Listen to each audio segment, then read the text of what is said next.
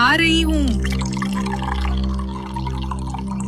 रात भर तो शराब और तमाशा चलता है, अब पानी मांग रहे हैं। हे भगवान, रमेश, आपका शरीर इतना गर्म क्यों है? और ये आपकी पीठ पर खरोंच के निशान कैसे हैं? मत मारो, मुझे मत मारो। सौदा पूरा होगा। कैसा सौदा? रमेश, उठिए। आप नींद में क्या बक रहे हो? दूर रह, मेरे पास मत आ। वो मुझे देख रही है। कौन देख रहा है?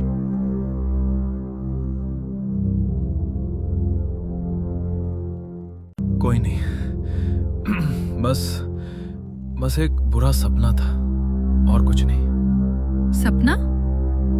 रमेश, हमें डॉक्टर के पास चलना चाहिए। कहा ना कुछ नहीं है, मुझे काम पर जाना है, देर हो रही है। लेकिन इस हालत में? मेरे रास्ते में मत आओ सुनीता, मुझे जाने दो। रमेश काम पर चला गया था, लेकिन अपने पीछे छोड़ गया था एक अनजाना डर। सुनीता रसोई में थी जब उसे फ्रिज से कुछ अजीब आवाज सुनाई दी। अरे, फ्रिज की लाइट क्यों बंद है? और ये, हाय राम, ये नींबू काले कैसे पड़ गए? कल ही तो लाई थी। और ये लाल पानी कहाँ से टपक रहा है? दूध का रंग लाल कैसे हो गया? राजू, क्या हुआ बेटा? क्यों रो रहे हो? मम्मा, वो आंटी, वो गंदी आंटी। कौन आंटी बेटा? घर में तो कोई नहीं है। वो अलमारी के ऊपर बैठी थी, उनकी आंखें आग जैसी थी। वो कह रही थी, तेरे पापा मेरे हैं। नहीं, ये कोई वहम नहीं है। कुछ तो बहुत गलत हो रहा है इस घर में। मुझे बाबा जी के पास जाना ही होगा।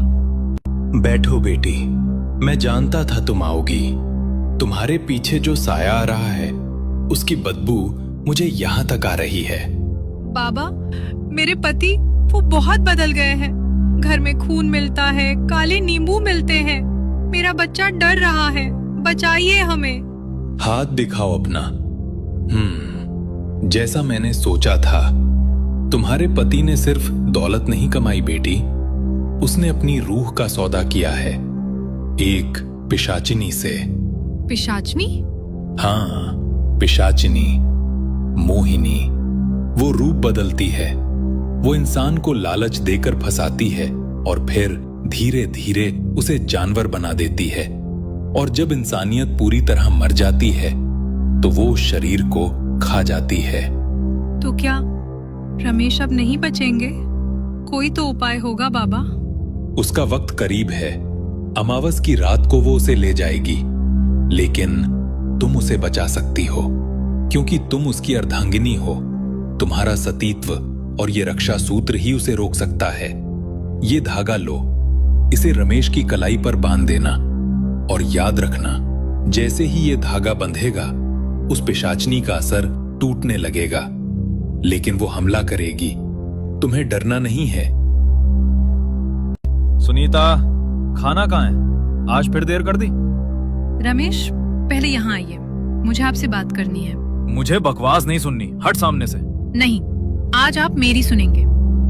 देखिए अपनी हालत, आप बीमार हैं। ये लीजिए, मैंने मंदिर से प्रसाद और ये धागा लाई हूँ। दूर हटा इसे, मुझे नहीं चाहिए तेरा धागा वागा, फेंक इसे। नहीं, आपको ये पहनना ही होगा। बच्चों की कसम रमेश। मैंने कहा ना दूर रह। जला दिया तूने, मुझे जला दिया।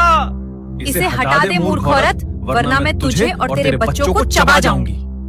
मैं नहीं डरती तुमसे मोहिनी। जय बजरंगबली। रमेश, आंखें खोलिए, प्लीज आंखें खोलिए।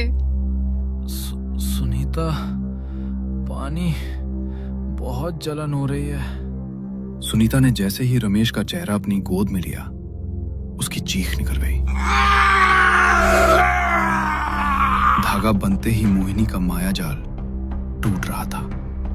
हे भगवान, आपका चेहरा, आपकी त्वचा, ये काली क्यों पड़ रही है? ये तो सड़ रही है। मेरी उंगलियां गिर रही हैं।